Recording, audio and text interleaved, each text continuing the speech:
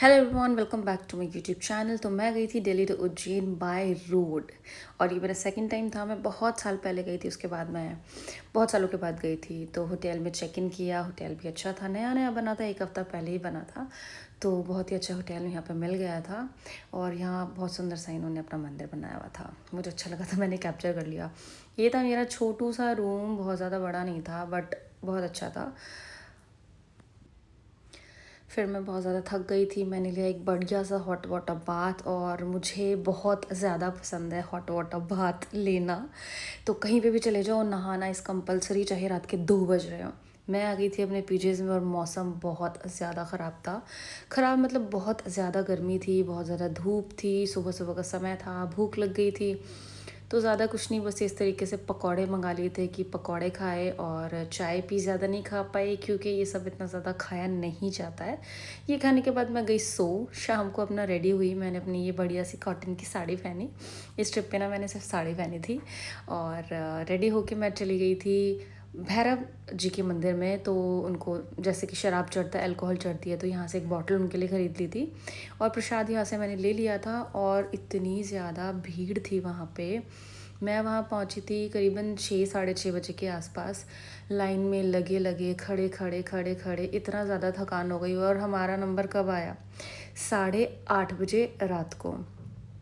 जैसे ही एंट्री किया ना, आरती शुरू हो गई 8:30 बजे। तो वो बहुत अच्छा लगा। और हर मंदिर में ना यहाँ पे आपको ऐसे स्तंभ मिल जाएंगे जहाँ पे दिए जलते हुए रहते हैं, ये लोग जलाते हैं। और काल भैरव में भी बहुत अच्छे से दर्शन यहाँ पे हुए। भीड़ बहुत ज़्यादा थी तो बहुत धक्का मुक्की हो रही थी।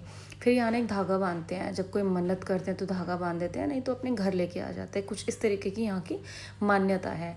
तो मैंने यहाँ पे धागा बांध दिया था, मैं अपने साथ लेकर के नहीं आई। तो फाइनली यहाँ दर्शन हो चुके थे, मैं वापस आ गई थी। और इस टाइम पे चल रही थी बहुत ज़्यादा हवा और बहुत ज़्यादा सुकून मिला क्योंकि पूरे दिन बहुत ज़्यादा गर्मी थी यहाँ पे उज्जैन में, बहुत ज़्यादा गर्मी। अब सीधा आ गई थी अपने होटल में और ये देखो मेरी बढ़िया सी साड़ी, अगर लिंक चाहिए होगा तो बताना।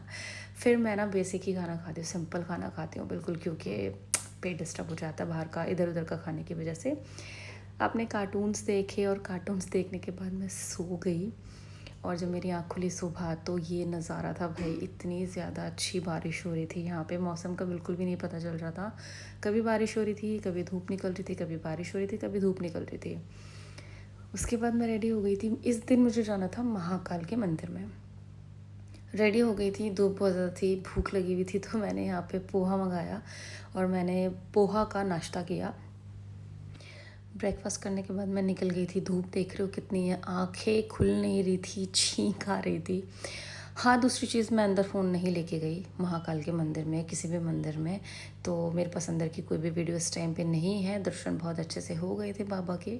मुझे फिर से भूख लग गई थी क्योंकि बहुत लेट हो गया था।